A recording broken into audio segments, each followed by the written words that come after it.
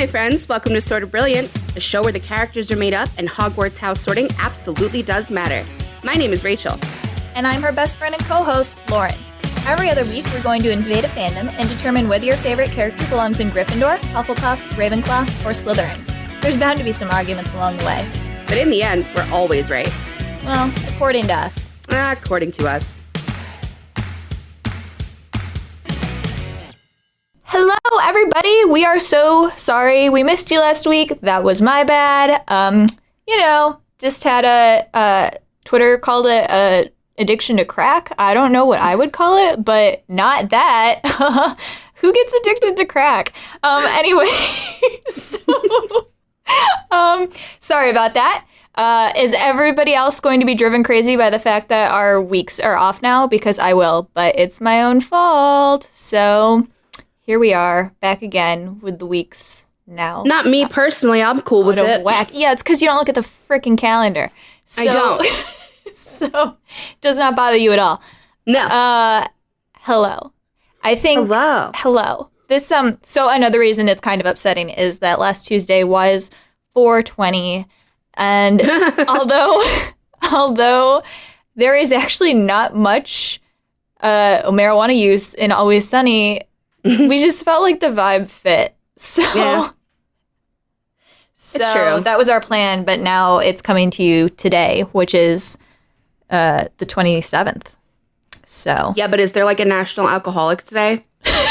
Or is that like a, Why would that be a celebrated thing? I don't know. There's a stoner one. Why not? Is there really? Yeah, 420. Let me see if there's like a national. Oh, well.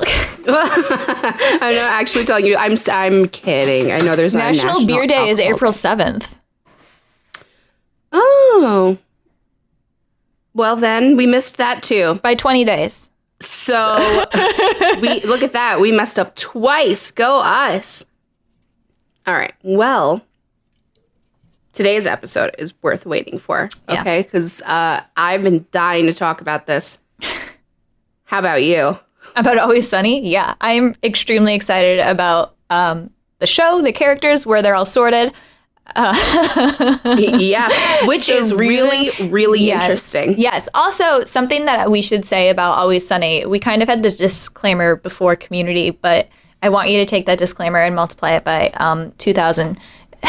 These aren't good people. That's the point of the show. This is a show about 4 human trash bags living in Philadelphia, who are consistently awful people and never learn from it because every consequence doesn't register to them because they are at that level of awful. Like, that's just the show. So they just continue living life like that.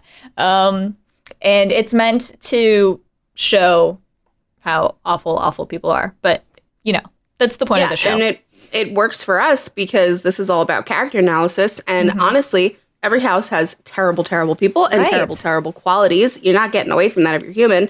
So whatever house you're in, you're going to get roasted tonight. Are you excited? It's like to the highest degree. This is not to say that every person in every house will have done these things or will ever do these things. Just if you were the worst version of yourself, this is the direction you would go in as a member of this house. I also want to say that Rachel and I are drinking for this episode because that also fits the vibe. So they literally did an episode on how they... the quarantine episode, which fits this whole thing that the world is doing right now. But they think that they're all sick, and it's really just the fact that they haven't been allowed to drink and they're alcoholics. So they were going through withdrawal. That's an amazing episode. Danny DeVito shaves off all his hair and covers himself in a hand sanitizer and. He just wants to be pure. I just want to be clean. It's so gross. That's pretty much what happened to the world, though. We all hopped up on hand sanitizer shaved off our hair and spread hand. Some of us took the dentist route and just went, if I were sick, I would simply say, sickness be gone. That's not how that works. But, hey. That's what Dennis is. I would, you know what? Charlie was drinking alcohol from the bleach can. Charlie drinking directly from the bleach can. And that makes sense. No liquor involved, just straight bleach. No, there's alcohol in the bleach. I always tell my little brother he's a weirdo like Charlie. And like, if I see bleach on the counter, I'm like, you want to drink it, Charlie? You want some? I do also want to, I just want to throw this out there for you to think about if you've ever seen Always Sunny and have also seen New Girl. Not the same houses, not the same type of people, but Charlie Day and Nick Miller, there's something, somehow my brain just like... Well, they're tiny little shrill men who are insane. But they're not, it's so interesting because they're not the same house. And I'm like, no, they're not. But they would so I want that show. Yeah, well, those two houses together make an interesting combo too. But we'll talk about it. Yeah. Today, what's awesome is we're talking about 4 characters. Yes. And what's really exciting is that they actually represent all 4 houses, which we've never done before. No, we've never sorted 4 characters in one episode before. No. Because we spoke for 2 hours on Dean Winchester. Drink. All right. Okay, new segment. Someone mentioned Supernatural. You got a drink. Thanks. All right. That's fair. But first Supernatural mention of the night. It's a new segment. So we're drinking anyway, but we have to like shoot it back if we mention Supernatural. True. But yes.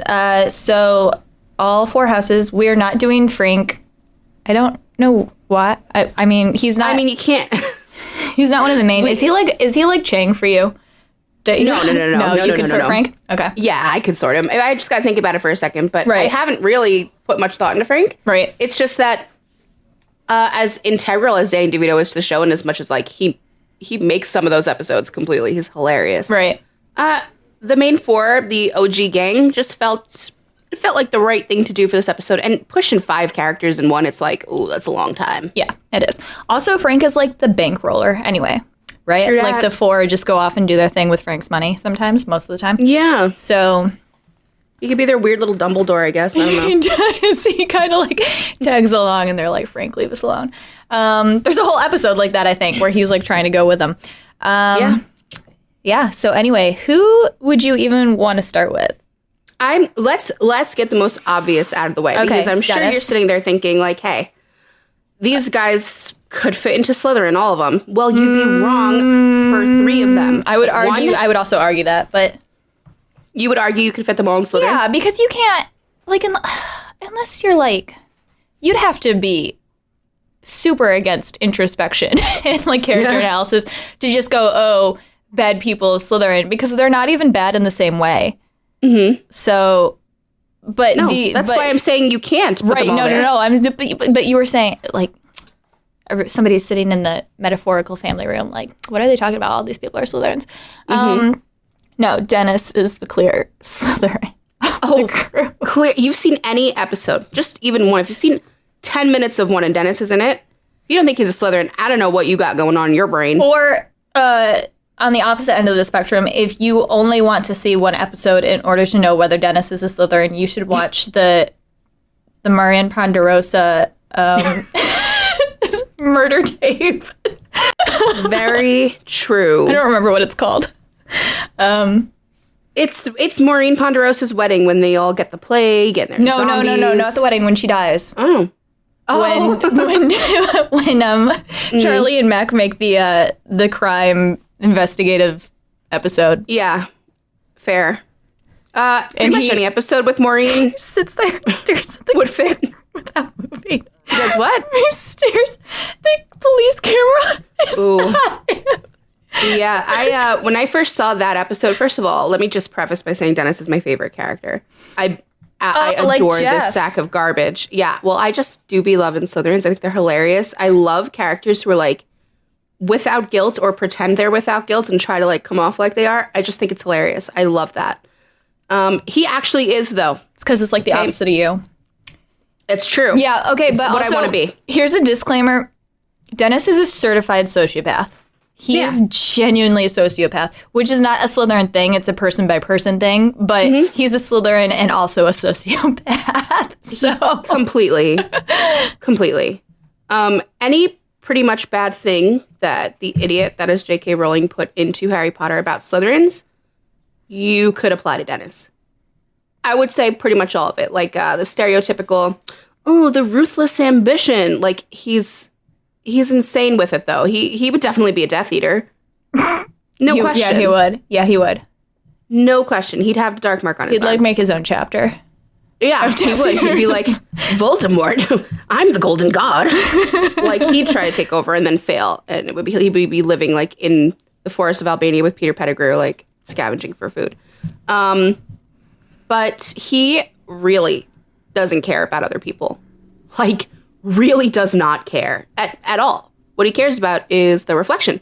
He really only cares about himself. He thinks he's a literal god. I mean, he calls himself the golden god, and he means it. He's not kidding. Yeah. No, it's and I'm thinking about this as you talked about it, and it is. It's just like, how do other people see him? Like, he goes crazy if that like that facade is gone. If people like realize that he's not actually like a womanizer or not actually like this hot guy or like something like he or like the smartest person in the room, he like just goes nuts. Like you had mentioned before this about when he's trying to sell the car, the Range Rover, and it's like a crappy car. And he's trying to sell it, and people are pointing out to him that it's, like, not the greatest car. And to Dennis, the Range Rover is the greatest car in the world. That, like, specific year and model it has to be. And so he, immediately gets, like, mad and starts yelling at people about the Range Rover because they're trying to challenge him on the fact that it's not a good car. Yeah, the guy wants to buy it for his daughter. He's like, oh, a good starter car. It's like a 1993 Range Rover. That's good. And he's like, a starter car? A starter car? This is a finisher car. Be gone from me. Like, he freaks out. And he said, I don't even remember the full line, but he's like, I will rain fire with the gust of 1,000 winds. Like, I've become unhinged, and my rage knows no bounds. And he's completely serious. He can't handle it. You can't tell Dennis anything about himself, anything negative about himself or, like, what he finds to be a good thing. Yeah, that's why his relationship with Mac works so well, because Mac is attached to his ass. So. Right. And then even when he tries to bang Mac's mom, she's not interested. And she's like, I think you're ugly. You think I'm ugly? You're ugly. And she's like, eh. And he freaks out. It causes like an existential crisis. He cannot take it. Do you remember when he dyes his hair and gets like the face mask and he's all red and his hair is jet black? Yeah. He's just like, do I look foolish? He's like, am I pretty now? Yeah, literally. No, there was, what was it? Was that also the episode where they were telling him that they were telling him something about his appearance? Like they were like, your skin, something looks off with your skin or something like that. And so he kept like, did he get like Botox? Something like he got something like that. He got like a facial and he, he's all, I haven't even begun to peak. He will not accept that he's past his prime, anything like that, because that's how he looks at everyone else, right? Like, in complete and total judgment.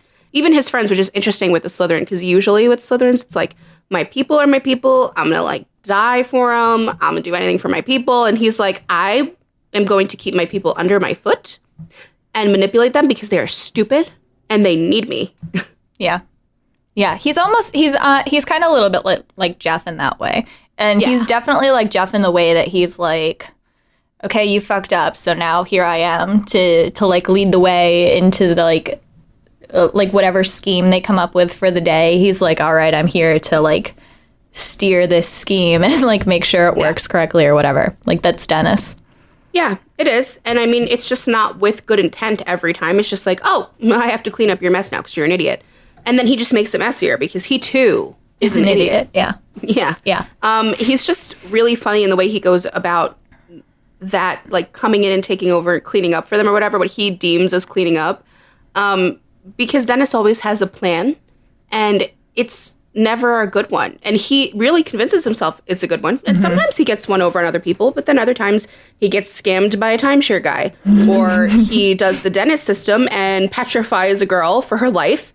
And he's like, nope, this is a good system. This makes sense. And if you don't see it, well, you're an idiot. Something else that's also super interesting about Dennis is, like, he does have these, like, end goals or whatever, but because he's an alpha person and he's, like, not good at them, he'll reach he'll reach the end, and it's not where he wanted to be. Like, it didn't work, and he convinces himself that it is where he wanted to be.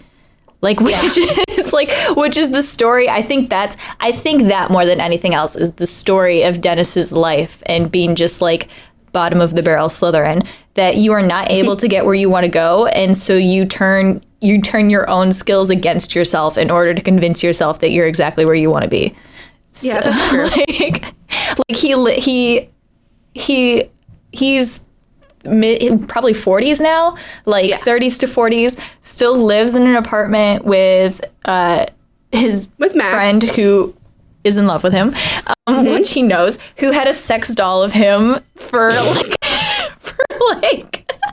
over a year, which he knew about. So he still lives with his friend. He still works in this shitty bar where the money that they make, they take from the till at the end of the night. Like, that's their income. He drives a 1993 like Range Rover. He almost never leaves Philadelphia. They just, like, his life is shit. And he's like, I'm exactly where I want to be, even though he puts on these airs of, like, I'm so smart. I remember several times where both he and Dee, like, hold it over Mac and Charlie that they actually went to college.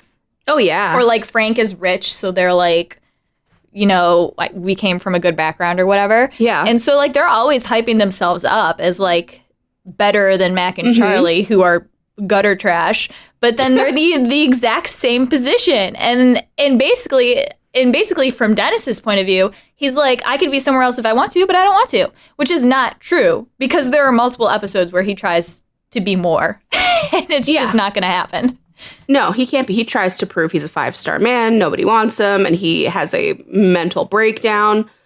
He tries to take over their lives with, like, the video game, but instead he gets completely sidetracked by a vision of himself giving himself a blowjob because he's a little god.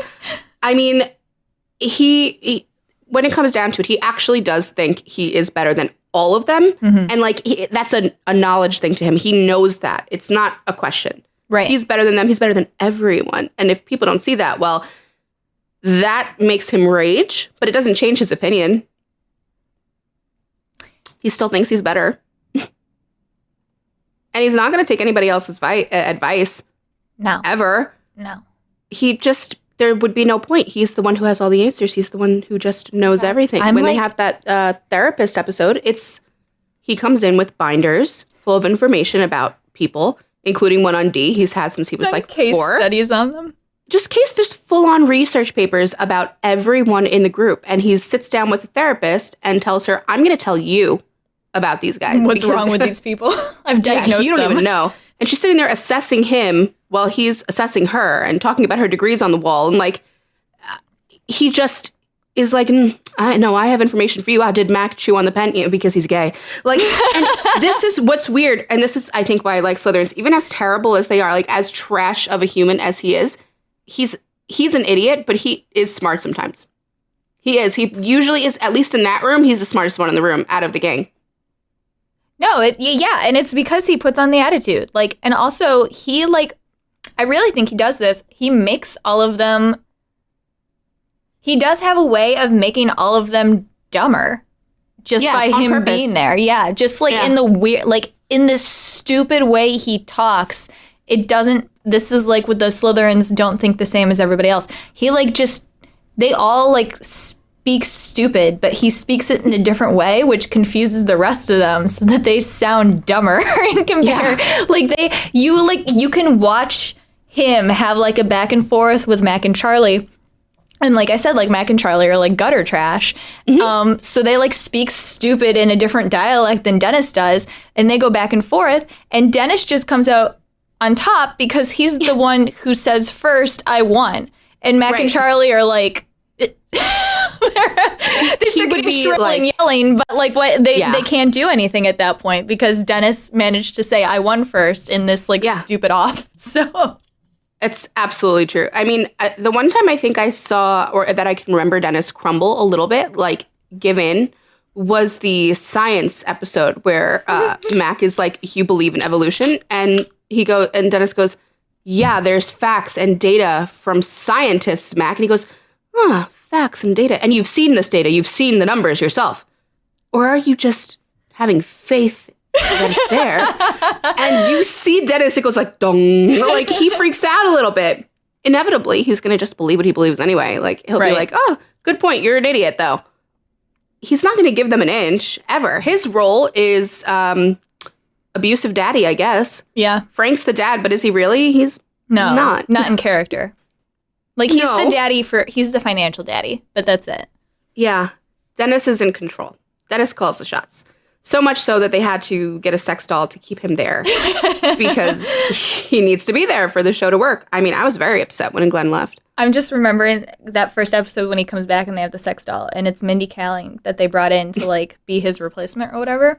And she's like genuinely smart. Like, she's also a trash person, but she actually can direct them to, like, do schemes that work and like get them the things that they want or whatever. And Dennis comes back and is basically like, I'm back now, so leave. And Mindy Kaling's character is like, how could you want this over me? Like, this, why would you want him?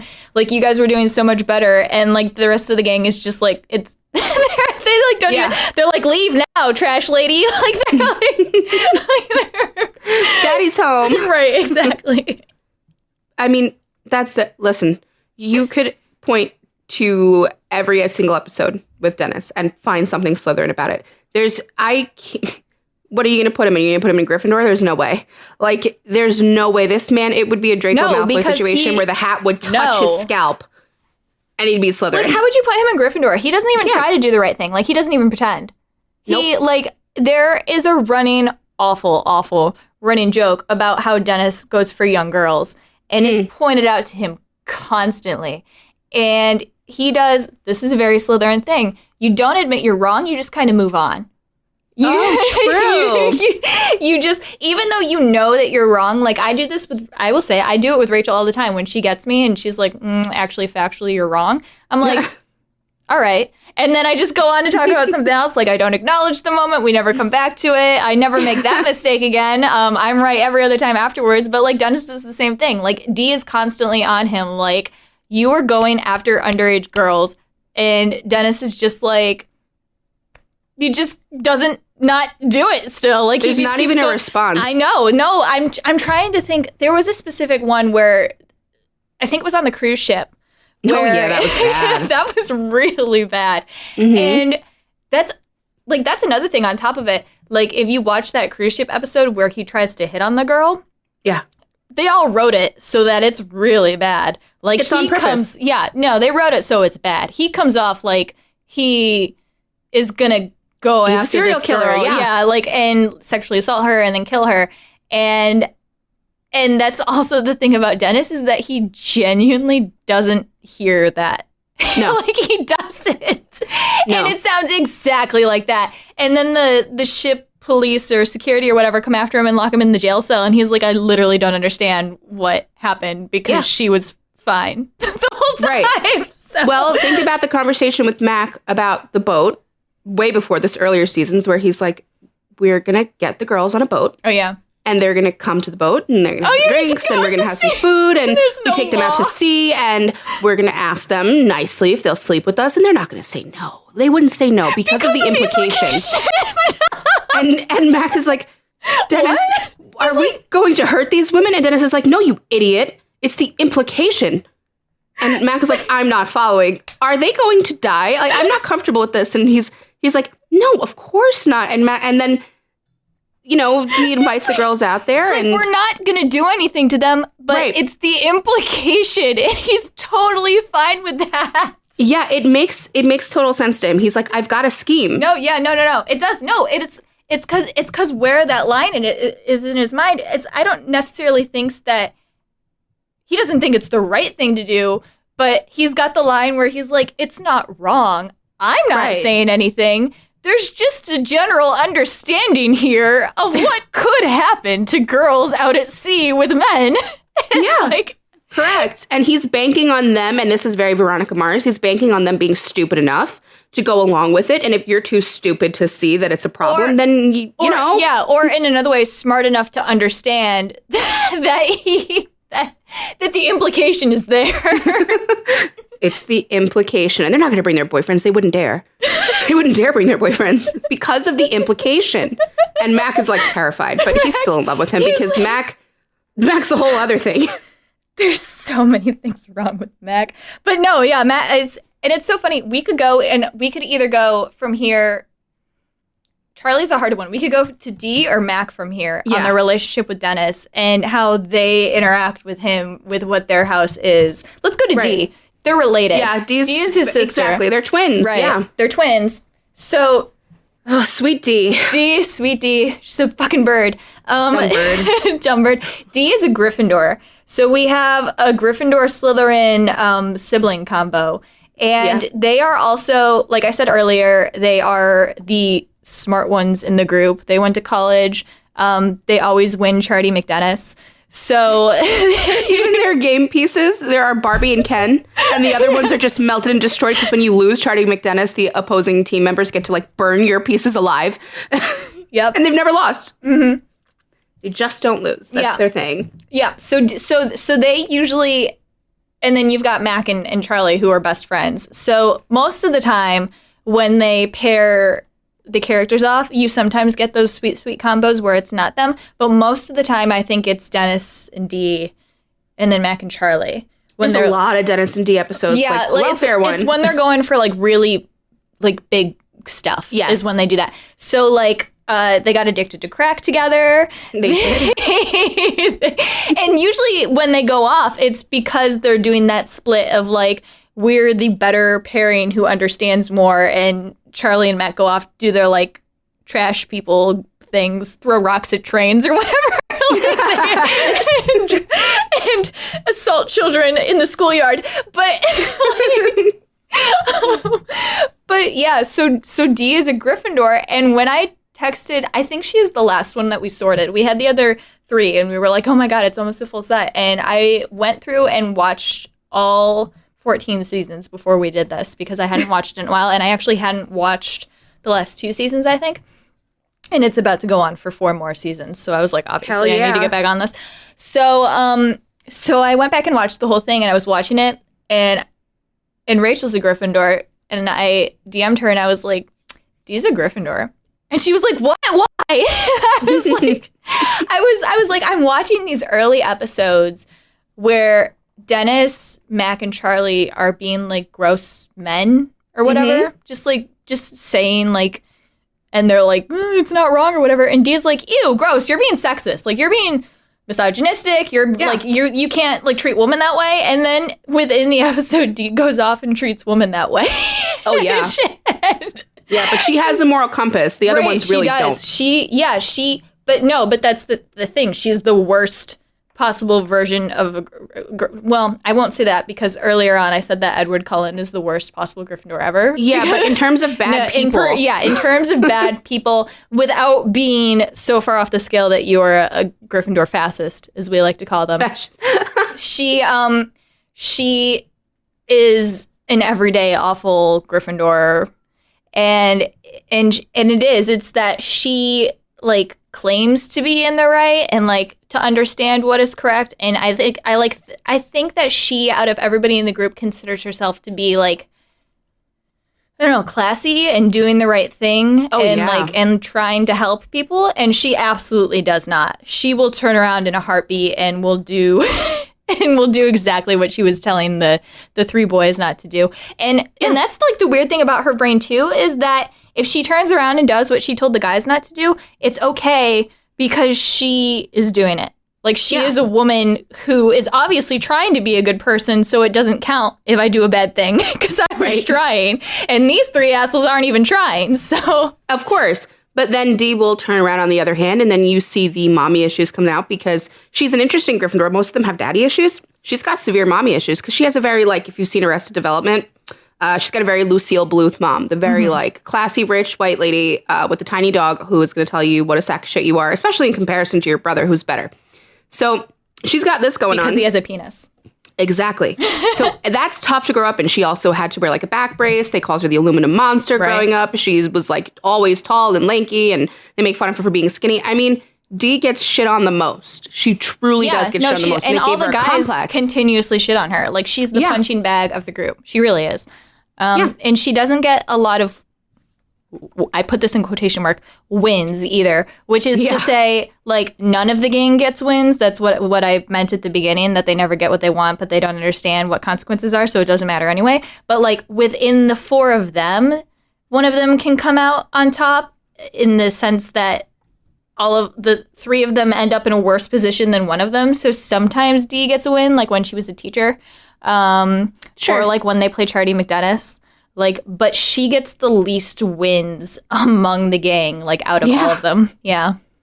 But she does try the hardest for a second, and then it's over. Like, especially when it comes to her mom. And this is like a very Gryffindor thing, a parental level of influence in your life. And she hates her mother. Her mother has like made fun of her and degraded her forever. And then when her mother dies, you would think that the person with the moral compass would be, you know, sad. She doesn't shed a tear. She's like, the bitch is dead. Where's the money? She's buried with the jewelry. Dig the bitch up. Direct quote. She goes to dig up. I can't even, like, if you haven't seen this show, just bear with me. What was it? Did she got left the house, right? No, Dennis got left the house. Did? Dee got nothing because in the will it says you were a disappointment and I regret you. Did it really? I thought that I thought Dennis had to give up the house for some reason, and then she was next in line. He does, because they try to... Because remember, Frank isn't their real dad. I remember the Mexican family, but I thought... No. Before that, Bruce Mathis is their real father, their biological father. Right. So when the mother dies, Dee and Frank are like, let's pretend that we're a couple, so that... And we want to adopt, like, children from other countries to come. Yes. And Bruce is like, well, now you've lost the house, and you've lost everything, and you are going to bang your daughter for the money. Right. You're sick. And then he's done with them, which, fair. But see what I'm saying? Like, you wouldn't think a Gryffindor would behave that way, but they would. They would. You break one down enough like that, the moral compass starts to get skewed, and they can see right from wrong, and they will acknowledge, you know, when they're wrong and bend. But she's still going to ruin your life. She ruined Cricket's life. Without blinking. Destroyed Rickety Cricket. Look at him. Look at where he starts. When you watch season 1, season 2, he's a priest. He's got his shit together. But here's Deandra Reynolds coming in and going, we have a stain in the bar that looks like Jesus Christ, and we're trying to manipulate people to come in and look at it so we get money. How am I going to get the one priest I know to do it? To bless I'm going to tell him I was in love with him. And he leaves priesthood. And he gives it all away so he can marry her and be with her. And he gets there and she's like, ooh, about that. And he just becomes homeless and eventually ends up like having sex with dogs. Like that's where we go from. We go from priest to like threesomes with dogs in the street. Right. And that's because of Dee. Yeah. That's the Gryffindor. Yeah. But she is a Gryffindor. There's no getting around it. I'm thinking about it too. Like you were saying, if you break down enough, but I was going back to like, she's just come to a point where she can see like when other people are being gross, but then if she does the same thing, it's okay because she's doing it and she's the only one that can be right. But I was also just thinking about like the running gag they have where they keep destroying her cars. And there's like one point after like the third car, I can't remember what happened, but they were getting a car from somewhere, or she was like, I deserve the car. It was like when they got the new Range Rover, I think. Yeah. She was like, I deserve the car. And Mac and Charlie were like, why? Why do you get the car? And she was like, because somebody keeps wrecking mine, like putting them in lakes and like into walls and shit. And Charlie's like, I don't remember that. Who does that? And Dee's like, you fucking idiots do it. You put the car like, and she like goes off the rails. And like for the rest of them, it's genuine that they're like, we didn't do anything wrong. Dennis is just like that. I don't even want to talk about Charlie yet. He's got a one-track mind. And Mac is just, and it's just like Mac and Charlie, when they're doing their little thing together, when they get together, when that chemistry gets together, they're trying to do one thing, and they're like all over the fucking place trying to do that thing, but like they try something, Meg gets in the car and floors it and runs into a wall, and Charlie doesn't jump out in time, and they get out, and Charlie's like, oh man, that didn't work, and like, yeah, the car was supposed to blow up and it didn't, like, man, nobody's gonna think we're dead because of this, and it's like they just walk away. They instantly forget that they did that to the car. Like, it's not even a wrong thing that they did, because it's just like, it didn't work, oh well, bye. Right. Like, No, completely. She is the punching bag. I mean, there's one episode where they're sitting around the bar and Dee makes this really, like, insightful noticing where she's just like, maybe, you know, people are better together and maybe we should learn a lesson from this, whatever. And they all just go dead quiet. That's from the concert, right? Yeah, and Mac just turns to her and goes, Dee, shut the fuck up. We were just talking. You dumb bird. Dee, shut the fuck up. And they all do it. And she just sits there. She just sits there and takes it. And this... Oh my God, what a Gryffindor thing to just sit there and take it from your people, right? And I don't mean like I say your people differently than like, I mean a Slytherin's person or people. Yeah, I had to do this from with Rachel the because she kept ones saying that your people. I was like, your responsibilities. These sure, are their people, but like from the people that she values the most, and like she wants to be part of this group so bad, she will just take it. But she needs intense amounts of validation to even feel 1% good about herself because she's been beaten down so bad. But this is also an inherently Gryffindor thing. Like you need... positive feedback, or you just don't feel like you're doing well. And it's, again, the therapist episode. I'm going to bring it up for every single one of them because it's the best character analysis. The therapist is like, that one and like what's the going cruise on? Ship. And the cruise ship is really good. And the cruise ship. And she just tells the therapist, like, I could be an actress. I could have I could do a British accent. I could do anything. I could do a Boston accent. That's a Boston accent. And the therapist's like, no. And she's like, it's good. Tell me I'm good. Tell me I'm good. Tell me I'm good. Tell me I'm good. Tell me it was good. Tell me I'm good. Tell me I'm good. That... I mean, that's the most Gryffindor thing I've ever seen. Like, she's just letting it out. Most Gryffindors don't let it out. They don't tell you. Me.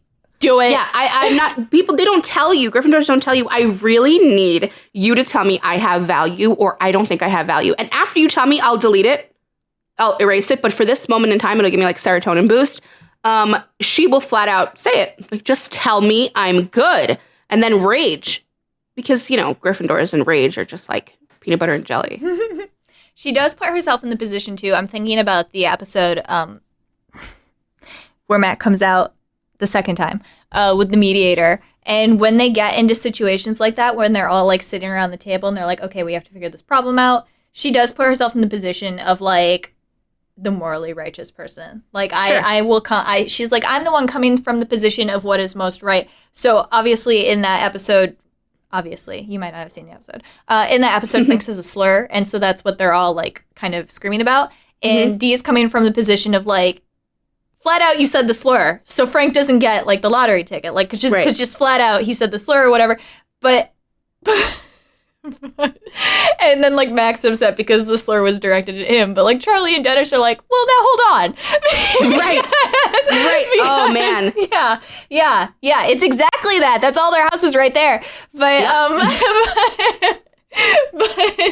but yeah, so she does position herself in, like, those group settings as, like, the morally, like, right person. Or, like, all the times that they're in court or, like, they're holding, like, court or whatever, or they're doing, like, a mediation session for themselves.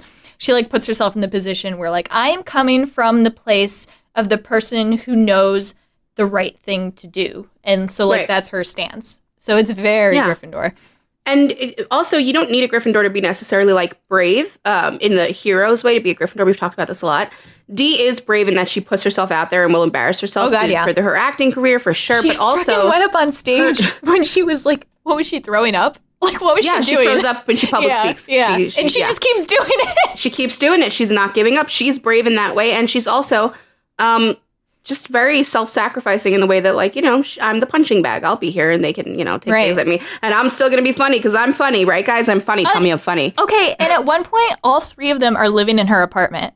Yeah, and she just, like, she bitches about it, but she doesn't kick them out or change the locks. No. Like, they're all living in her apartment. Right. So maybe not as obvious a sort as Dennis, but that's a Gryffindor. Like, every terrible thing about her is just the worst Gryffindor you know. Yep. Now, interestingly, we have a logic house and we've got an emotional-based house. And as you were talking about the lottery ticket, the 2 logic houses were together and the 2 emotional houses were together. That's what I noticed when I said it, yeah. And I was just like, man, I never get tired of us being right. From the one episode. I don't even have to go look for the facts. As we're talking, the show is it just there comes to telling me. us. We're just amazing. So I want to do Mac because I want to save Charlie for last. Yeah. Okay. Because I don't think I'm going to be able to not laugh and not lose my absolute shit over Charlie. You need to drink more because I'm like a beer and a half in for Charlie. I got a vodka lemonade. I'm good to go. Mac. Ronald McDonald. Right now, we're recording on Zoom, and Lauren's name is Mac's #1 fan. It was, yeah. It was, yeah. So, it is. You know, she loves him. That's her favorite. That's her favorite. Here's the thing, too. The first time I watched this show through, wasn't like hugely into Mac. I'm a big Charlie fan. Still am a big Charlie fan. I love Charlie Kelly to death. He's just so... I don't know. I love him. Right. But I watched this last time that I watched it through so we could do this podcast. I was like, why the fuck am I falling in love with Mac? Like, he's not a Rob Gryffindor. McElhenney is just so cute. He's a Hufflepuff. He is. He, and fun fact, he's married to Caitlin Olsen, who plays Dee. And they hate each other on the show, which makes it even funnier. They do, and it's really fucking funny, too, because I told Rachel, I was, like, watching it through a second time, I was like, there are some moments where I almost want them to kiss, and I think it's Caitlin and Rob, like, breaking for a second when they're screaming at each other, but... Because they hate each other. Yeah. They actually... There's no, like, will they, won't they there. No, and it's because... Well, okay, first of all, Mac is gay, and then second of all, I think it's almost a little bit of competing for Dennis's attention. But, so, Mac is a Hufflepuff. He's probably the Hufflepuff character I love most in the world. Came out of nowhere. Watching it the second time through, I was like, oh my God, why? Yeah. But, so, Rachel came to me and she was like, why is he a Hufflepuff? What's his community? Like, what is it? And I was like, well, I was like, broadly, it's the bar people. More specifically, it's mostly... So here's the thing about Mac, too. He's a bad Hufflepuff. These are all the worst Hufflepuffs. So I was like working through this and I was like, I don't even know if Mac is situated in a community. The entirety of Mac's life is desperately trying to make people love him. He desperately wants his mother to love him. He desperately wants his father to love him. He desperately wants Dennis to love him. If you go watch the scene where Dennis is dancing in the family room and like dances up to Mac and Mac is just like staring at him and Dennis gets really, really close and then shuts the door in his face. It's like one of the hottest things ever. And it's only because of the way that Rob is doing his face because he's just so, it's the simpiest face ever. He is so ready for literally anything. Dennis could have smacked him. He could have tripped his feet out from under him. He could have pulled his, like, anything. Mac was like, give it to me, give it to me, give it to me. Like, he just... Well, you know, do you remember when Dennis actually does scratch him in the face? Yeah, he does. He lets Dennis do whatever he wants to him. This is a Hufflepuff simp to the like, nth degree. Like, you know, Mac just says something to him. He's like, hey, Dennis, I kind of have an idea and I wanted to bring it to you. And Dennis is like, look at me when you're talking to me. Just screams it and then scratches him in the face and draws blood. He's like, Mac was doing that thing where he doesn't look at me when he speaks to me. And Mac's like, yes, Dennis, I'm very sorry, Dennis.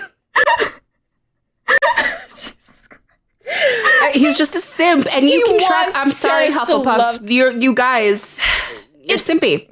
They can be when they're not set in their community, right? Like exactly. It's the like starting point or whatever. When they really, really want to belong somewhere. Cass is a Dean Winchester simp. I don't know what other way to put it. Drink. Yeah.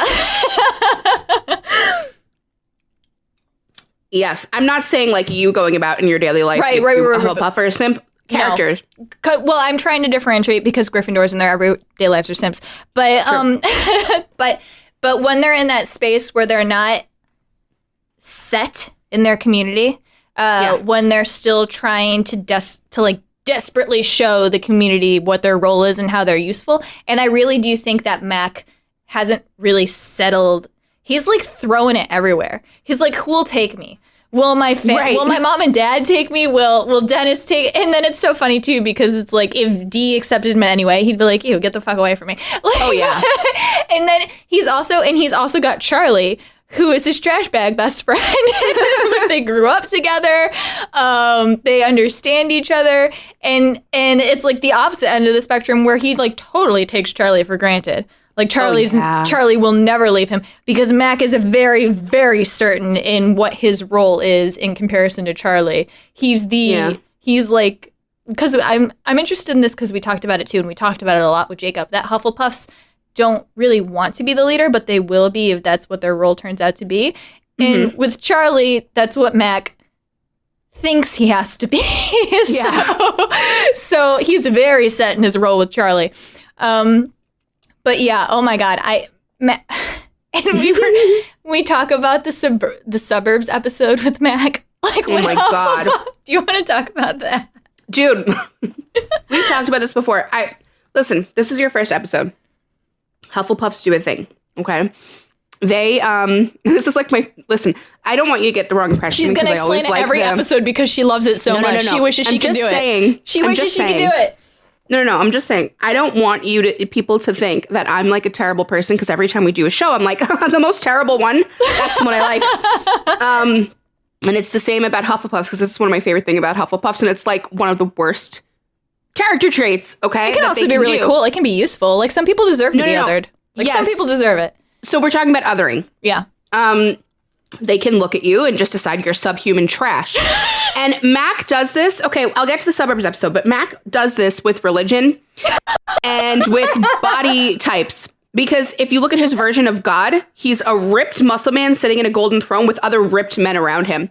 So godliness with is God, all that. things are possible. So jot that down. Exactly. So if you're not extremely ripped, if you're not a man, really, he hates women. He says, as you know, I hate women. If you believe in science, like if you believe in science, you're trash. And he'll flat out say to you, well, of course, as you know, you're going to hell. Because that is what the Lord's Bible says. Right. And this is Mac. I'm sorry, I want to cut into, this is also like the really funny thing about Mac.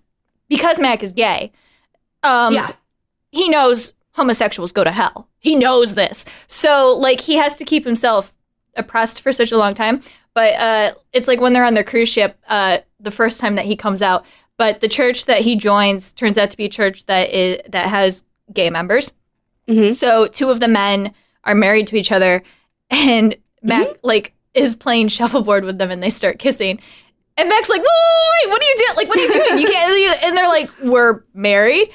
And he like straight up to their face, like this new church that he really loves that he just did a musical with. It's like, well, you guys are gonna burn. So and then a thunderstorm comes and he's like, this is because of you. Like this is happening because of the gays. It is. And of course, I told you I'm gonna bring up the therapist episode every time. He says to the therapist, I gained and lost 60 pounds in 3 months. And she goes, that's not possible. And like Lauren said, well, through God, all things are possible. So jot that down. That's Mac. Okay. So he others everybody outside of that. And he's also extremely manipulative when he wants to be. This reminds me a little bit of Annie Edison from Community. Mm-hmm. If you remember, what did she do? Did she drug them all to get them to study? Yeah. Something like that. Okay. Yeah. Well, Mac will just routinely, the hot air balloon? Yeah. She'll just like randomly do that and be like, oh, but it was for the good of you. And it's because I love you so much. Mac will just routinely drug Dennis. He'll just give him diarrhea. He'll put pills, whatever. He'll do whatever he has to do to keep Dennis. Keep Dennis, like he'll do anything to keep him. Right. And when they go to the suburbs, they've got this like this life that they're sharing together in a house in the suburbs. And Dennis doesn't appreciate him and what he's doing. So Mac naturally. Yes, so Dennis doesn't appreciate what he's doing as they live in the suburbs, so naturally Mac kills their dog and cooks it in with macaroni and cheese and feeds it to Dennis. And this is totally normal. This is totally normal. And I dare you not to like think of a Hufflepuff that you know when they get to like intense rage and not be like, yeah, they could get scary like that. Because Hufflepuffs can get scary. Mm-hmm. So... Mm-hmm. The othering and the manipulation. Just like if you want to take canon, like take Chamber of Secrets, when all the Hufflepuffs all of a sudden decided Harry Potter was the like Antichrist. Yeah. Like take that and like push it all the way to the end of the spectrum. Oh yeah, the whole way. The whole way. So, at this point, Mac's driving force is Dennis. He's just desperate to be accepted and loved by Dennis and be with Dennis. And I don't know. What do you think? You think Dennis wants him? I feel like Dennis would allow him the privilege of giving him a blowjob. Yeah, or like, yeah, nothing above the waist, no kissing, none of that intimate stuff. That's for women, right? I think it's just, and here's the thing too, like the show is meant to be awful. It's purposely written that way.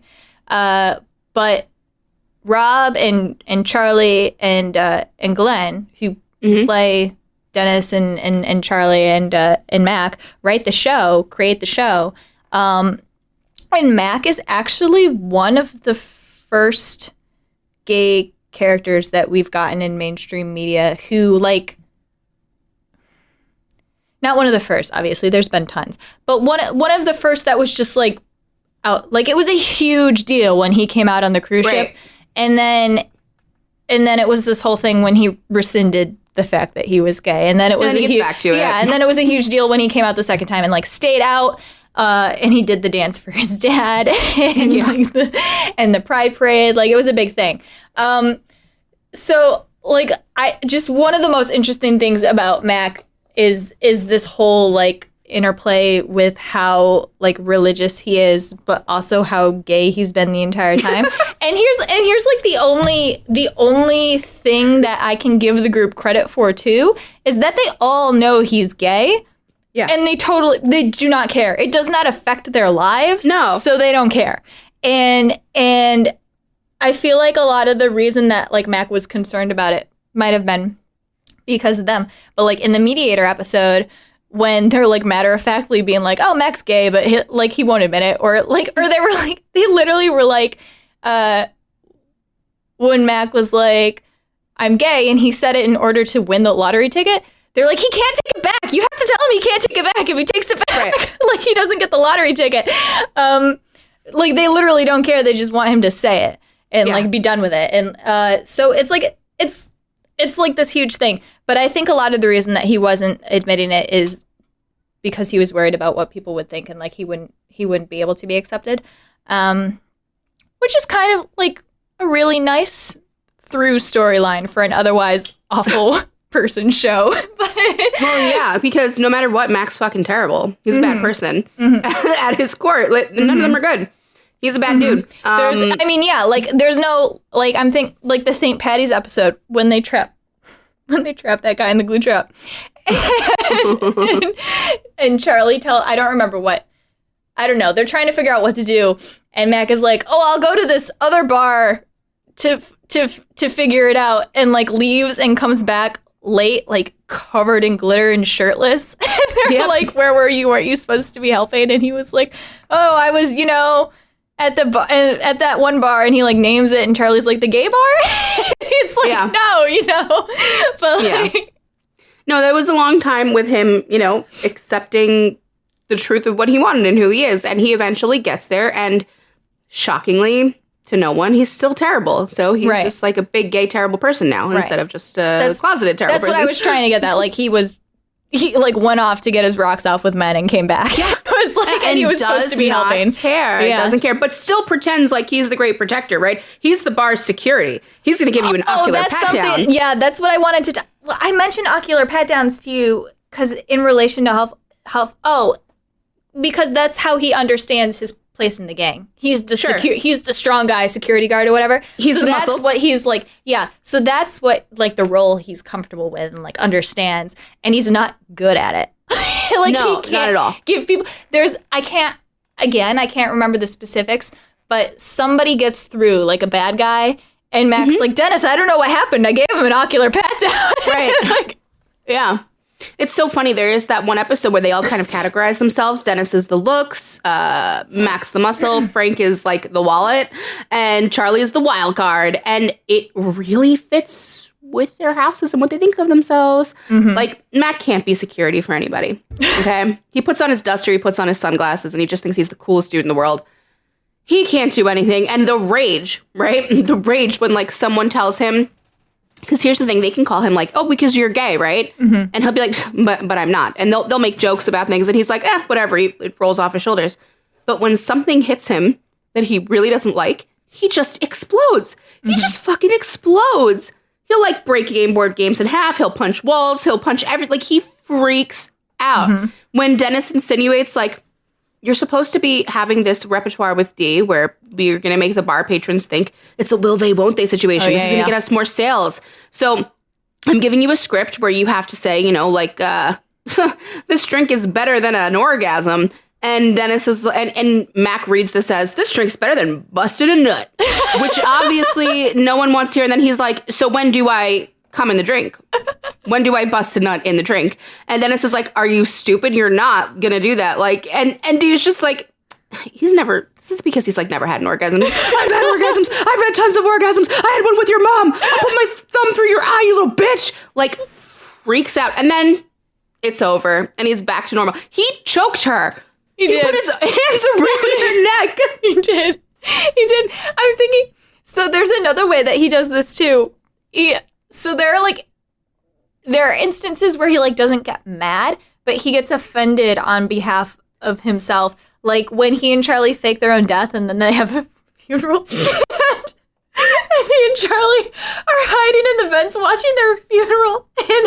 And Mac is much more like, where are the people? Like, I told Dennis to wear the duster, or like to bury me with the duster in my will, and he's wearing it at the funeral instead. Like he's offended. Or like when Dennis made a sitcom show out of his mom and Charlie's mom, and he's not putting a laugh track on his mom. Like Mac literally drives over to the house and is like trying to create situations with his mom so that Dennis will add a laugh track because he's like, how dare you not add a laugh track to my mom? Like my mom's funny. Right. His mom is not funny. And poor Mac, he just loves her to the end, and his dad too. He like you know, he wants so badly to just be accepted. I don't even know if this is an Otherin thing, but the thing with his dad is so funny too, because Mac does desperately want him to love him. Like he's like, do you love me, Daddy? Like he's all this stuff. But his dad's a scary dude. He's in prison. I think he sold drugs is why he's in prison, but he's also murdered people. Is that canon? Okay. So there are instances where in his quest to make his dad love him, he pisses his dad off because Mac's fucking annoying. So, and then he immediately gets scared that his dad is going to kill him. And so he goes to the police and goes, my dad's going to kill me. And they put him in jail for another. And like, it's so, and I don't know if I would call it othering, but just the way that he flip-flops between like self-preservation and I want my dad to love me. Like, it's so fucking funny. They're like, he's like, Daddy, I love you. I would never turn you in. And then they're like at the fucking deposition with Charlie. And they're like, that man said he would bury me in the... He wanted me to shove drugs up my butt. They're terrible. And Charlie and Mac are very similar in that way too. Like they'll say one thing to you and just they're the best combo. And they are obviously, if you can do math, they are our elusive combo where you and I are like, how? But they're so good. They're so good. Anytime you get these two houses, what Mac and Charlie are together, it's awesome. It's just an awesome combo. With Dash and Lily, we were confused. We were like, how does this work? We were. It's just, that was a quick like Netflix movie, you know, if they stretched that out, like not a movie, but it was like a quick series. If they stretched that out really far and it was like multi-series, that would have been interesting to analyze, and I probably would have been like way more invested into it because that dynamic of the houses is super interesting. I don't find it often. Neither of us do. Mm-hmm. But we found it again here. Should we talk about it? We absolutely should talk about it. Should we talk about what house Charlie's in? Well, I mean, if you've been keeping track, we said we did all 4 houses. Okay, yeah. We just did Slytherin, Gryffindor, and Hufflepuff. What must Charlie Kelly be? You say it. You discovered it. I discovered it. I couldn't figure it out. It wasn't. She couldn't figure out. And I want to say, too, this wasn't even like a deep analysis on my part.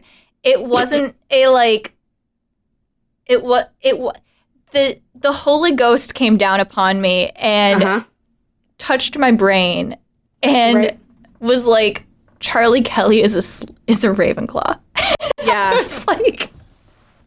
We have not on this show had... Oh my God. We've just not had one stereotypical... Oh, yeah, duh, a Ravenclaw on this show. Dash.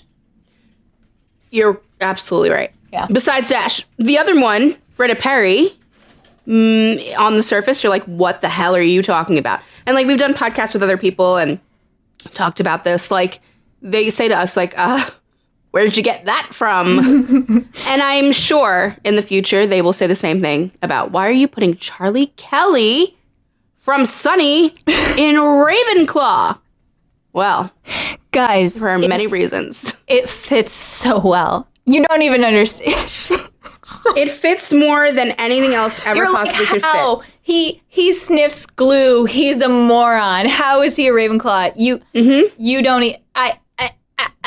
I don't even know where I want to start. Like, I don't even know where. Like, so take the episode Charlie work. Just take Charlie work. Mm-hmm. Like, Charlie is running the bar. Yeah. You would think that, like, Dennis would be the one who's, like, making sure that it gets, like, no, Charlie is running the bar. He's making sure that the health inspector gives them a passing grade each year. And that whole episode is him, like, ordering people around and, like, this convoluted plan to make sure that the dumpster is, well, D doesn't do it. And he's like, fucking D. The dumpster is pushed 6 feet back.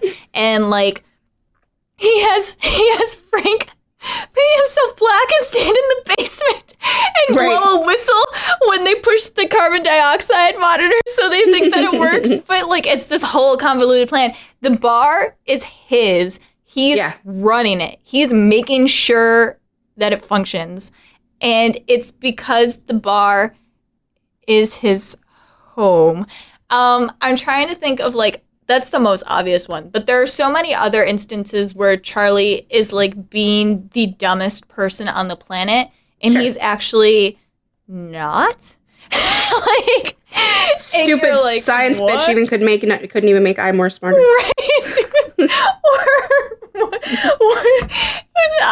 He's illiterate. He can't read. He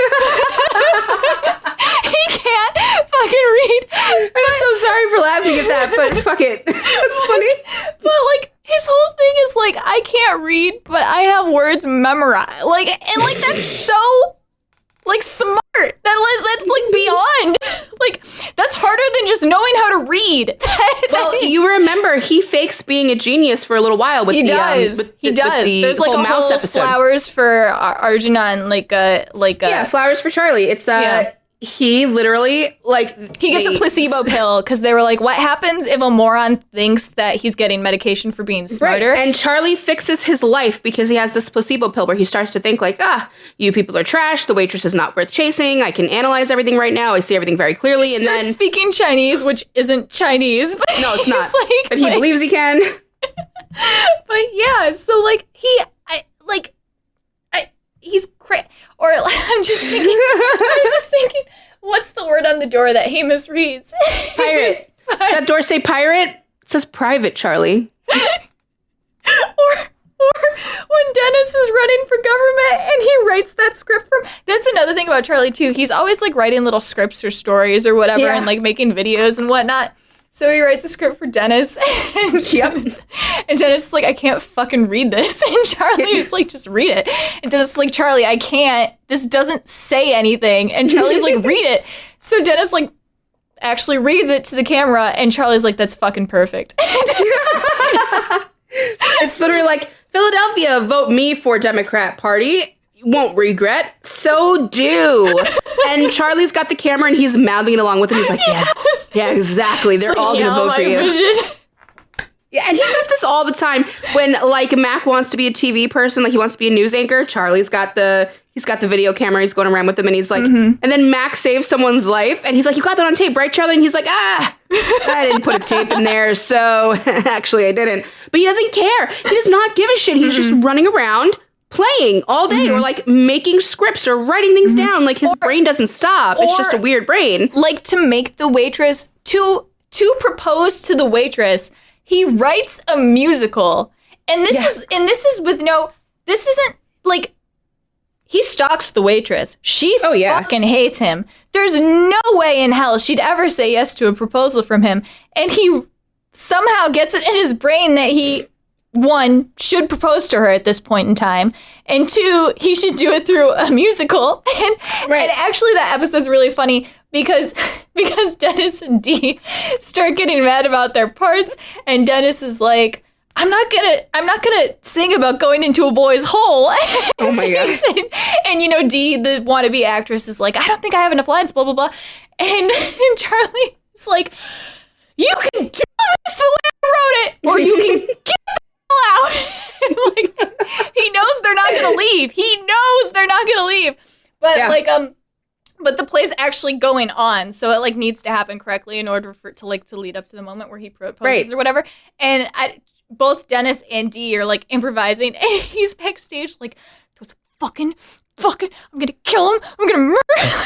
I'm gonna smash them into tiny little pieces. And he means it. And this is just what's so funny. It's like, I don't want to come right out here and say Charlie's actually smart. But Charlie has some things about him that you could say make him actually smart. Like he does, yeah. So we talked about how Dee is the punching bag, but Charlie is like the mule. Like they literally they call it Charlie work. Like killing the rats in the bar or cleaning up the vomit or the bathrooms, like that's Charlie work. And Charlie he understands that it isn't really fair. Like he gets almost philosophical at one point with the rats. He's like, do rats have families and I'm murdering them? I'm killing all these little rat babies' parents. Right? Yeah, he does. He gets deep about it. There's really no other character like him, is there? No. Rachel came to me when we were going to record this, and she was like, Ravenclaws have systems and truths. And I was like, yeah. And she was like, what is Charlie's system? Well, and we were talking about the fact that he just like hot topic issue, but he survived his mother attempting to abort him. This is Charlie's thing. He was going to be aborted. His mom tried, and he survived. Right. So Charlie's a botched abortion baby. Well, but I think it was before we even mentioned that. But she was like, what's his truth? And I was like, he's a fucking rat. I was like, that's why I was like, his system is literally survival. Like, he just does whatever he has to do in order to live another day. He huffs glue. He eats cat food. He will not leave Philadelphia. Like, that's Charlie. Like, he just survives. He survived an abortion. He somehow convinces Frank, the one who has the most money out of all of them, to like sleep in the same bed as him and also be a trash person, and to like love him and to play Nightcrawlers with him. Yeah, Nightcrawlers, Charlie. I was like, it's literally survival. He's a little rat king. Like he just survives. That's his system. Well, and the whole episode is called Charlie Kelly, King of the Rats, because that's what he is. He's a rat. Right. He survives. That's why he puts so much work into the bar, because the bar sustains his ability to live. So he gives it some effort. Like, that's it. He survives. And I feel like the three Ravenclaws now that we've looked at, we always mention this with them, but like you look at the gang and you're like, who could leave and not ever look back? Charlie. Yeah, for sure. He would leave and go to someplace in Philadelphia, though. He wouldn't go far because Charlie has an inability to leave Philly, because one of his truths is something bad's going to happen to me if I leave Philadelphia. And then when things do go wrong when he's outside of it, he's like, see, I told you, everything's going to go to shit. If we leave Philadelphia, you can't leave Philly, you can't leave the bar. He freaks out. Like, that's just one of his truths. And Ravenclaws do have truths that's, like, hard to combat. And going back to the whole thing with Frank, Charlie's got a whole system about the way he lives, where he lives in this little shithole ratty apartment, and like he makes these peanut butter cheese chocolate grilled sandwiches, and they have like a toe knife that they dig toe jam out of their toes with, and they play night callers, they crawl around in the sewers, and they're disgusting. They eat cat food to go to sleep. But before all of this, before Frank came in, Charlie was doing all that by himself. And everyone else would be like, Charlie, you're disgusting. And it's weird. You eat Hot Pockets out of the dumpster. Like, you're a gross dumpster man. And Charlie was like, whatever. Maybe I'm a weird dude. Maybe I'm a weird guy. And then Frank comes along and does all of that with him. Probably because Frank's his biological dad and he's fucked up in the head too. And Charlie's like, you see? This is all perfectly normal. And then when Dee sleeps over, he's like, eat the cat food, Dee. Eat the cat food to go to sleep. Eat the cat food. And she does it. Like, they give in to him. How are you going to give that to him? They do. But they absolutely do. So it's like, his normalcy is validated. Or I'm thinking about when he finally convinces the waitress to date him, and it's because he's like, I'll give you a child, like I'll give you a baby, and she's like, I'm old, I want a baby. So, and you can see that like he can't believe that it worked because it's years and years of him trying to get the waitress, and he's like, don't you want a baby? Like, I'll give you a baby, and she's like, okay, and he immediately hates it. He's like, man, she won't get off my fucking back. She's after all that time, she's like, after all that effort. How are you going to take care of the baby? Like, what? Get a job. You have to take care of the baby. And he's like, why the fuck would I do that? Like, I got what I wanted. Yeah. Well, that's the thing about Charlie, too, is Charlie convinces himself of things. Do you want to talk about this is kind of why Ravenclaws are hard to and argue with. And Kitten Mittens and fight milk? Yeah. But this is why Ravenclaws are hard to argue with, right? They are solidified in their thinking, even if, like, sometimes you have proof that they're wrong or like that you're proving them wrong, and they just sometimes will be like, no, that's incorrect. And they're so difficult to argue with. Charlie's one of these people, like, people will tell him, Charlie, everyone knows at one point your mom was a prostitute. This is a fact. His mom did that. No problem with it, but that's the truth. And Charlie's like, I don't like thinking about my mom in that situation. So no, she wasn't. That never happened.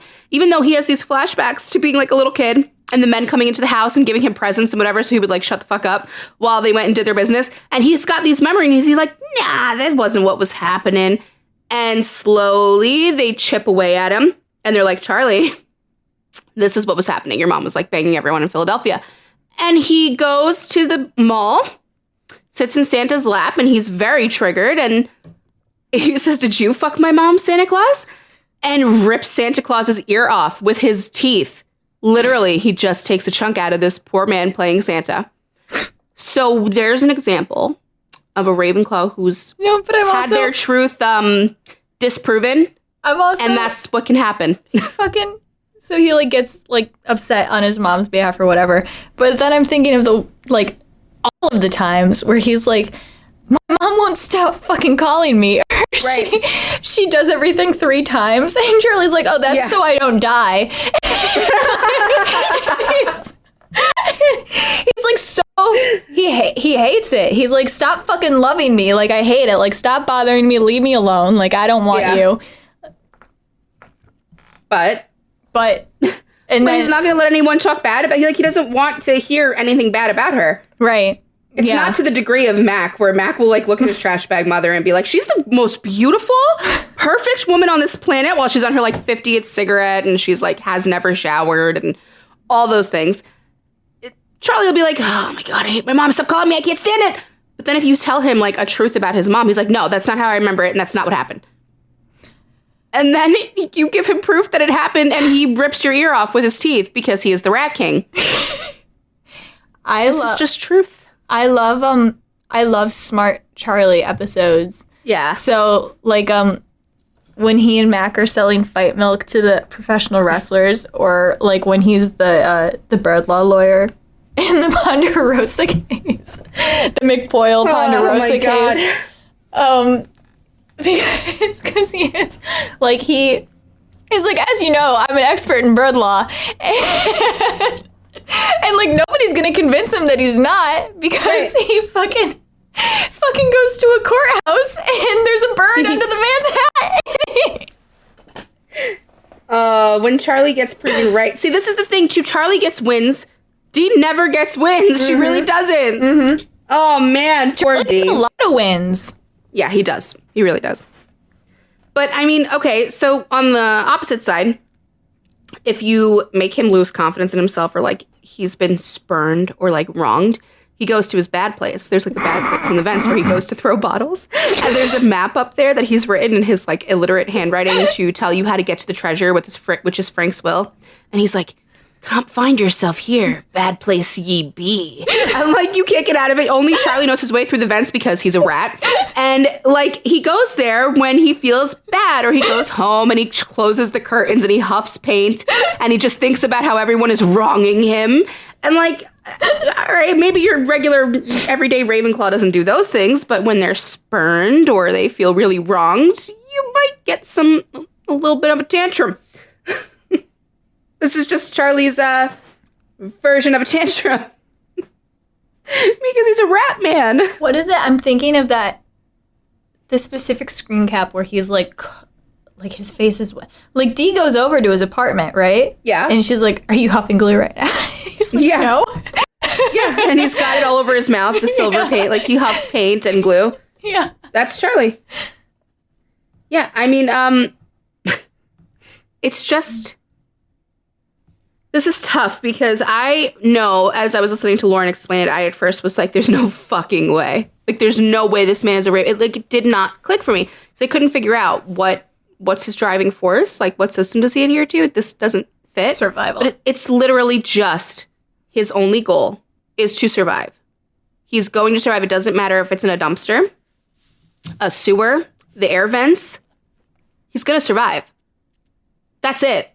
That's Charlie. That is so Ravenclaw, too. Like, no matter what, if you have a system, you have a truth, that's it. That's what you live by. It doesn't matter what other people say or how they perceive you. You have a truth. And Charlie's really, like, not concerned with what people think about him. But, like I said, I got to bring up the therapist episode. He does have some, like, understanding of how weird he is. So he says to the therapist, like, oh, I'm probably, like, the weirdest guy in the world, right? Like, I do weird things. And you have this moment as a viewer where you're watching it and you're like, oh, Charlie, you're not weird. Yeah, he's weird. But, like, it's sad that he knows it. And the therapist gives him, like, an inch. She's just like, yeah, I get a little bit of a thicker skin about these things.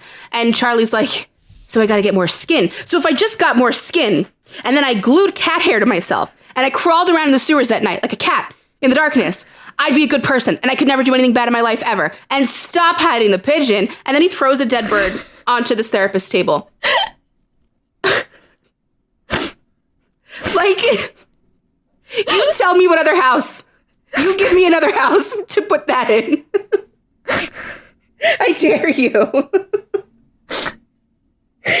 I'm sorry. I can't with this fucking character. I'm just coming back to, like, thinking about, like, the Mediator when they're like, when Dee and Mac are like, you can never say that word ever. Like, it's not right. And Dennis and Charlie are like, well, now hold on a minute.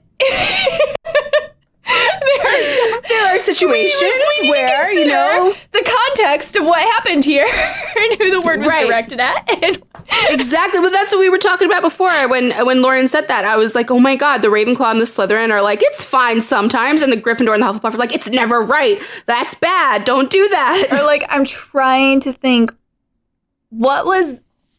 It wasn't when it wasn't the first time they were in that restaurant when Mac and Dennis were having their anniversary.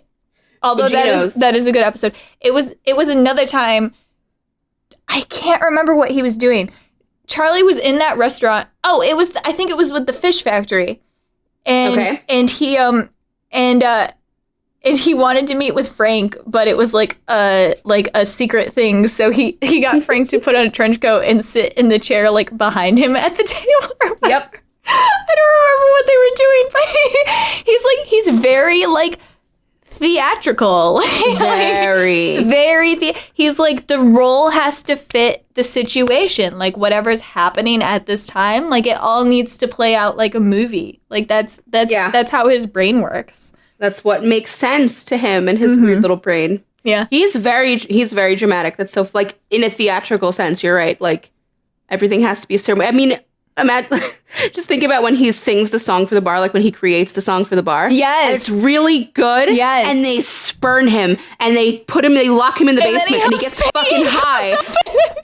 Yeah, he gets fucking high. He comes up with the silver paint all over his mouth, and then he sings a song about spiders, and then starts spitting on people, like, because he's been burned and he can't take it. It's because he's high. Because he's high and also because he's a Ravenclaw. Sorry. That's also why.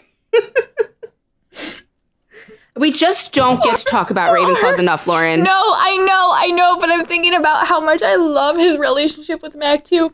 When they're at the McPoyle wedding, and they think that, so everybody's on acid, and so they're, like, eating people. It's like a zombie situation, but Dee comes out, and they think she's a zombie. And they wreck her car for a fifth time because they get Charlie's like, zombie!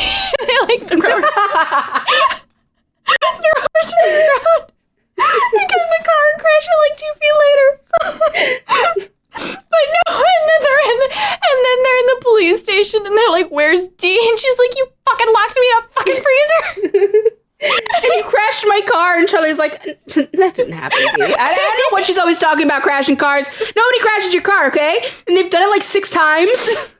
That's another thing that I think is super Ravenclaw about Charlie, is just when he gets on like his like mini rants. Like, he's not even really mad. He's not, like, his emotion does not match the level that he's at, but he's like, he gets really, like, this is just a Charlie Day thing. Like, he does it in Horrible Bosses too, but it just works so well for Charlie Kelly, where he's like, what are you talking about? I didn't do that. He just gets really fast and high pitched. And you're like, my brain doesn't work fast enough to like figure out where he's getting all this. Right, and then you're like, where did he come up with it? Because the show sets you up to think that Charlie's a fucking moron. But he'll make all these like really excellent points that's just wrapped up in garbage. Mm-hmm. Like, it just makes no sense. But he makes total sense to himself, especially, and that's all that matters to Charlie. He makes sense, and he'll take you under his wing if you see his way.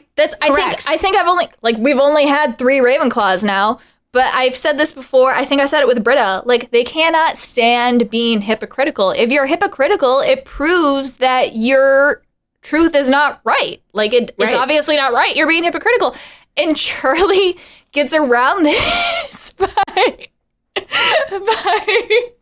just not understand, like, nothing's hypocritical to him because of how he frames things in his head. Well, there are definitely moments in the show where, like, he'll call people out for being hypocrites, and he gets really angry. He does, but if anybody points out to him, like, Charlie, this isn't working, right? He like does like a stutter, and then like his brain frame, and he's like, nah, like, I'm still alive, so obviously. That's all that matters. Did I live? What's your spaghetti policy here? I don't care. I'm alive, baby, and I'm in Philly. I'll live in the fucking vents. I don't care. He's like, I'm taking you a spa. He's like, spa? Are you saying spaghetti? What are you saying? Spa, spaghetti. She reminds me of, like, an old man who's just, like, lost the ability to know, like, when he's doing something socially wrong. He's just eating spaghetti in a theater and slurping it and fucking dumping it in Dee's bag. And he's like, why can't I enjoy my nice spaghetti meal in the movie theater, Dee? Like, I'm tired of being judged by all you hoity-toity people. I'm tired of living in judgment. He does not like it. He doesn't like when people, like, look down on him. No. That's the thing. He doesn't care because he's still going to do it. But he gets, like, this anger and this rage about being looked down upon. He does, and it's so, and you can see it, too, how easily he fits in. Mac does this, too, but it's, like, easier to understand. But, like, Dennis, again, the restaurant episode, when they go to fucking get the halibut? Yeah. And they're like, we'll have your finest halibut. And the guy's like, well, the fish factory isn't where, so we don't have halibut today. And he's like, why is it on the menu if you don't have halibut? Like, and Charlie's, like, getting into it, too. He's like, why is it listed? Why did you say halibut? He's like, I didn't say halibut. I said we don't have halibut. Why did you say you had halibut? Right. Oh, my God. That poor waiter at Cugino's. Oh, my God. I don't even know how that dude kept going back to work after what they did to him. But, yeah. I mean, I will not hear any other house for Charlie Kelly. I will say, like, this is a little, like, extra add-on or whatever. The second, I think it's called Charlie Work Again or whatever. It's when they go to the Super Bowl and they leave him behind.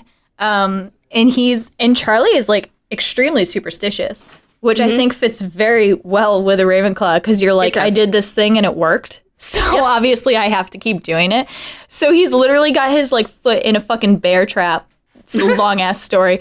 And he has to eat something brown. So he eats a rat alive because because the Patriots are not the Eagles need to win the World Series, and he has to eat something brown, drink something green, and drink something yellow. So he eats a live rat, he drinks his piss, and he drinks green paint. Yep. Green paint. And he's like, and I'm the reason the Eagles won the Super Bowl. Yep. And he's decided it's true. So it's true. And he doesn't really ever feel the need to explain himself. Ever. Which is another big Ravenclaw thing. It's either like get on board with it or... But when he does explain it... No, it doesn't make sense. Nobody understands. No, but it makes complete sense. It makes it's every time sense. Yeah. Except for instances where, like we were talking about this episode yesterday, where it's the Lotto episode, and the piano's coming to fall, and it's gonna hit Mac and whatever, and Charlie's distracted because he says, "I found a perfectly nice pile of dog shit to step into," and what? And everyone just like, what? He's like, "Yeah, it's a perfectly good pile of dog shit. I wanted to step in it. Yeah, I'll eat that Hot Pocket out of the dumpster. Yeah, I'll eat this rat hole Rachel keeps alive." mentioning it, how he said, but like the actual act of him doing it, like he and Mac are walking down the street, and I really think Mac is like, look, dog shit, and then Charlie like steps out of his way and steps in it, and Mac is like, did you go out of your way to step in that dog shit? And Charlie's like, what? Yeah, perfectly nice pile of dog shit. What? What are you talking about? And this is the thing. And then, oh my God. And then when they're like arguing and Charlie just doesn't get it, they're having a discussion. He just doesn't understand. And they'll be talking about him. Like Dennis and Mac, we having a conversation. Like he's not understanding, man. Just let it go. And Charlie's like, yeah, it's like that dude doesn't even get us, man. They're like, we're talking about you. And he's like, yeah, that guy doesn't know. No, that's Charlie. I almost think at that point I almost think it's saving face at that point. Like he didn't realize it to begin with, but then they're like, oh, it's you. And he's like, yeah. you know. Well, listen, Charlie said it best himself. He's the wild card. Okay. And he truly is. He'll cut the brakes, jump out of the van, live in the streets, whatever he needs to do. He's never going to die. You're not going to kill him. He'll kill all of them. He cut the brakes, but he's not going to die. He's going to jump out the back and survive because that's his system. Mm-hmm. Because he's a Ravenclaw. I can't believe it, but it's true. Case closed.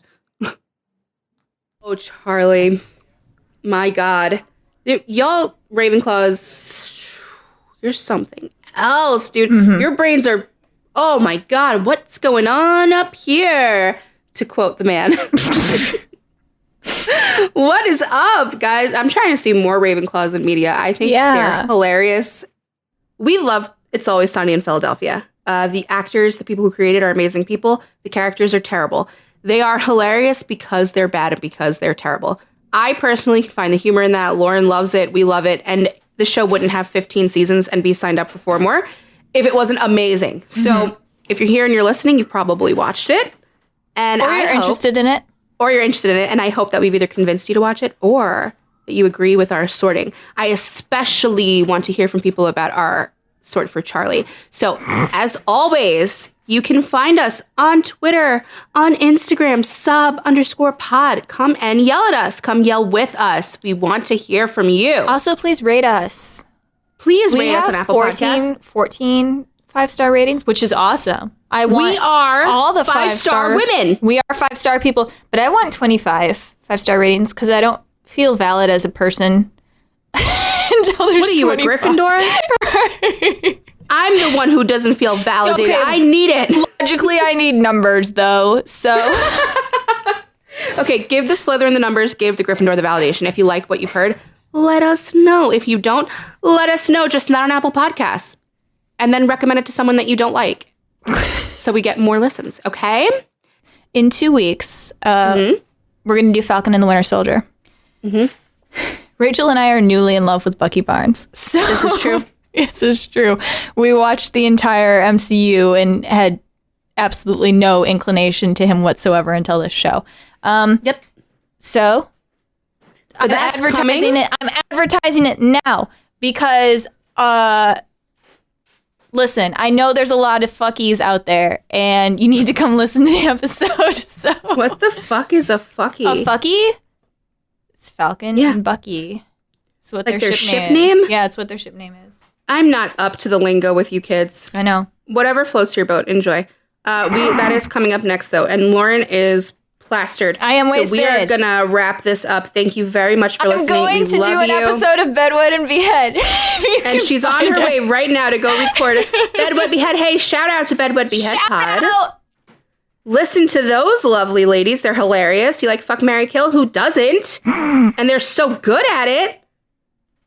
Listen to them. We love them. They're amazing. All right, my friends. Thank you very much for listening. We'll catch you 2 Tuesdays from now. Bye. Bye. Bye-bye. Bye. Thank you for listening to Sort of Brilliant. If our sorting choices inspired any rage or excitement, we'd love to hear from you. We're open to feedback, suggestions for characters to sort, and solid counter-arguments with citations. Never forget your citations. You can find us hanging out on Twitter and Instagram at SOB_pod or shoot us an email at sortofbrilliant@gmail.com. And since we're not above begging, please rate and subscribe to Sort of Brilliant on Apple Podcasts, Spotify, and wherever else you listen to podcasts. Please share our posts on social media. And if you're a Gryffindor, maybe you'll inspire sorting fights among your own friend group. The theme music is Hot Shot by Scott Holmes. Can't wait to sort with you again next time. Bye!